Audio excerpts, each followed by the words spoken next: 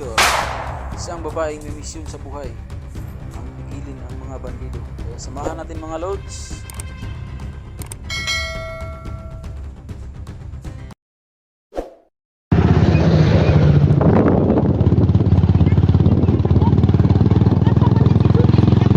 Tapos na po kaming hinatid sa barangay yung mga bata. Inabot po kami na hapon. Kasi yung mga ina ng mga batang yun is tuwa. Ang iba hindi paglagyan ng tuwa. Ang iba naggalit na bakit daw ganon, na kidnap ang mga bata nila, na kuna ng kidney. Pero at least mga lods, pasalamat talaga na sa amin is galing sa puso yung pasalamat nila. Kaya ito mga lods, yung nagtatanong na magkapatid ba yung tatlo, so hindi po sila magkapatid. Iba-iba yung ina nila, at saka iba-ibang lugar yung pinagkukunan ng mga bata. Pero hindi kalayuan, malapit-lapit lang mga ano, yung tinitirahan ng mga batang yun. So ito mga lods, patuloy pa rin tayo sa ating misyon. So misyon na namin mga lods ngayon.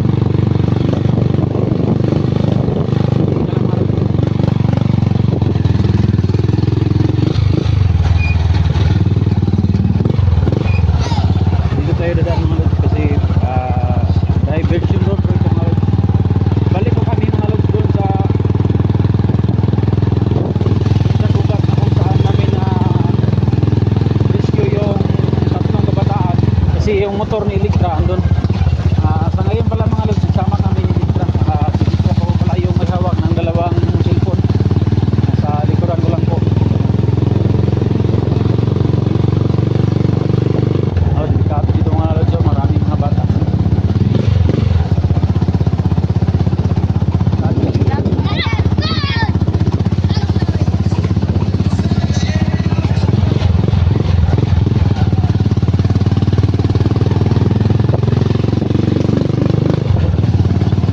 Dito mga lods, maraming mga bata, kaya maraming kidnap. So sinabi ko sa barangay, sinabi ko sa ano, talagang mag-iingat sila sa kanilang mga kabataan. Talagang maraming masamang loob na mag-iingat ng bata. Ayan. Punta kami doon mga lods sa gubat na kung saan ho na ano, nilagay yung motor ni Electra. Dinaanan mo yung bahay dito mga lods. Kung ito yung ano naman ng mga bandido, iwan ko lang sa kanila. Kasi tuloy papunta kami doon sa motor na kung saan kailang mga lods may ano, may sundan sa may tricycle dito. Saan kaya punta nito? Tayo naman mga lods. Hirap na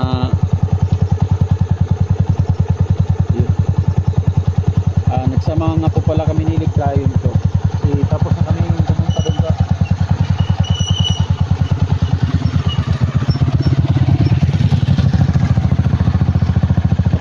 pumunta doon sa barangay. Balik mo kami sa lugar na doon bibili namang motor ni Electra ba? Bibalik mga lods. Sana mga lods walang nangyari sa amin. Tuloy na kami mga lods.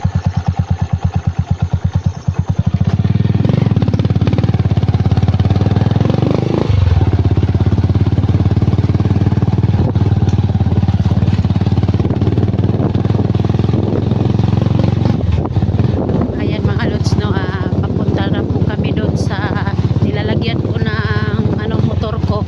Kasi iniwanan ko doon sa gubat yung motor ko kasi inuna po namin yung mga bata noon papunta sa barangay, no. Kaya sa ngayon po sa lahat ng mga solid viewers ko po at saka silent viewers ko po at sa amin, no, na ipag-pray nyo po kami na walang mangyari sa amin, no. Sa pagpunta namin doon sa gubat, babalikan ko po yung motor ko kasi nandun po yung iniwan namin doon kasi yung ano na sumakay na kami doon sa ano sa motor ni Edwin, kaya sa ngayon po magkasama po kami ngayon ni Edwin, no. Papunta ng gubat kung saan namin iniwan yung motor ko. Kaya ngayon siya ang nagda-drive. Yan.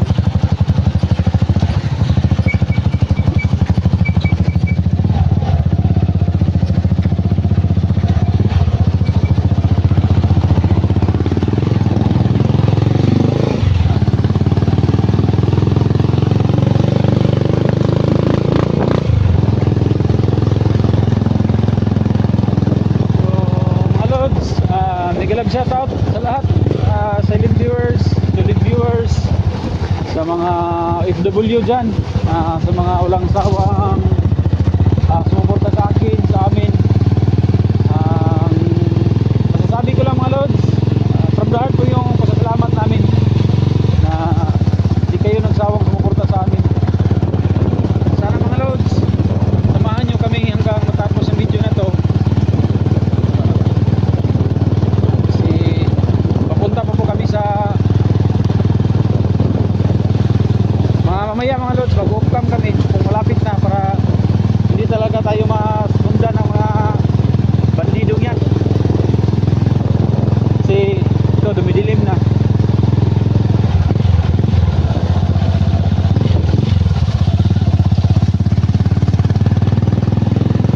Pasensya na mga lods, hindi pa kami nakita ni SJ kasi malaki yung malayo yung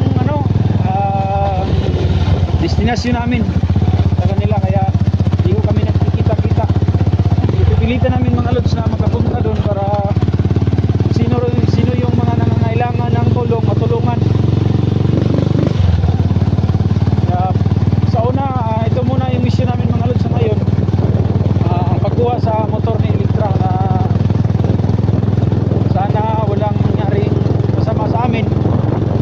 Sa mga nagpipray sa amin mga lods, thank you. Ganda na talaga, ulit-ulit kong sinasabi mga lods.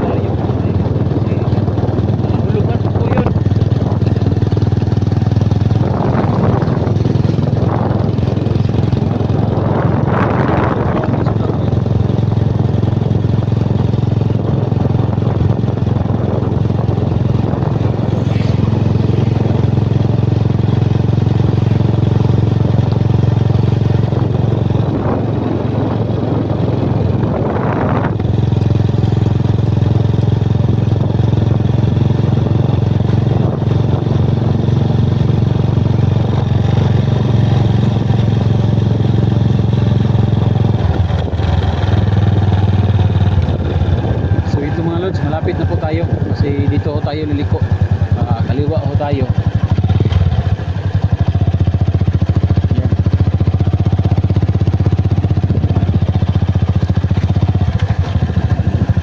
Dito tayo. Pupunta na po ito sa ano, yung malaking gubat ba doon sa, kita mo yung bundok na yun. Yung bundok na yun mga lods, ayun, yung nasa malayo. Doon ang punta natin. Mag-upcam na po kami. Siguro mga lods, gabi na po namin yung makukuha yung motor ni Idol. Huwag kayong mag-alala mga lods na kahit dito nag-video kami doon sa mga tao na kayo mag-alala kasi malayo naman yun sa area na critical.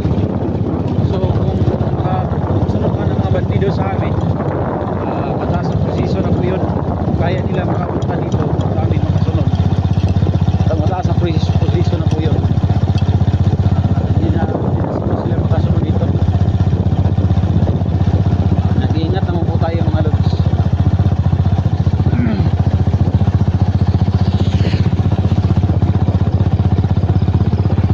Sa ngayon, na malapit na po kaming makarating doon sa gubat. Doon sa iniwanan ko yung motor ko doon. Malapit na po kami. Lapit-lapit na.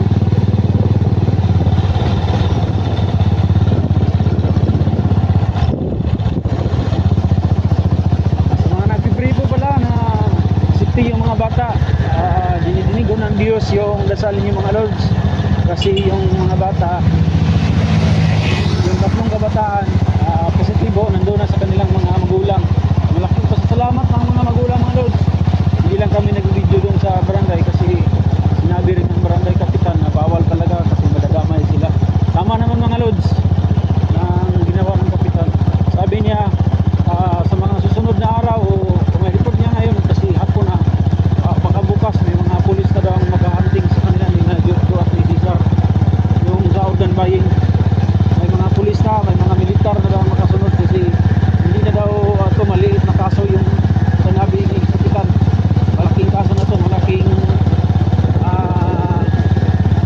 organisasyon ng mga lods na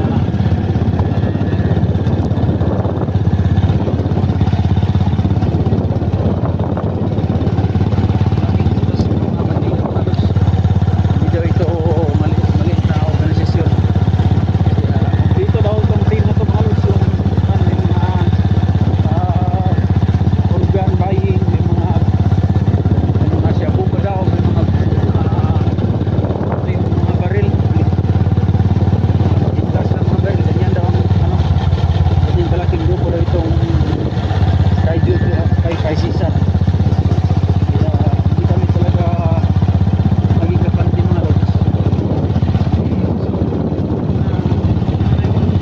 Yan na yan mga lods. Pasensya na. Kasi pwede din na mag-upcam na kami mga lods. Kaya sa mga solid supporters namin dyan, huwag sawang sabi ko sa inyo, pasasalamat. From the heart ko yung pasasalamat namin. Hindi lang ako, kundi ang buong team. Team Estivo. Sige na mga lods, hindi pa po kami nakakita ni Idol natin. Kasi matapos ito mga lods, yung kuha yung motor ni Electra, baka pumunta kami kaya hindi na Idol o hindi pa sa ngayon mga lods. Kaya abangan nyo mga lods yung pagdating ng lods. So, hanggang dito naman mga lods, mag-upcam na kami mga lods. Babay mga lods. Sa ngayon po, mga lods, hindi po kami magsawang magpasalamat sa inyo, no. Mag-upcam muna kami dito kasi po parang maraming tao na. Kaya maraming salamat po mga lods.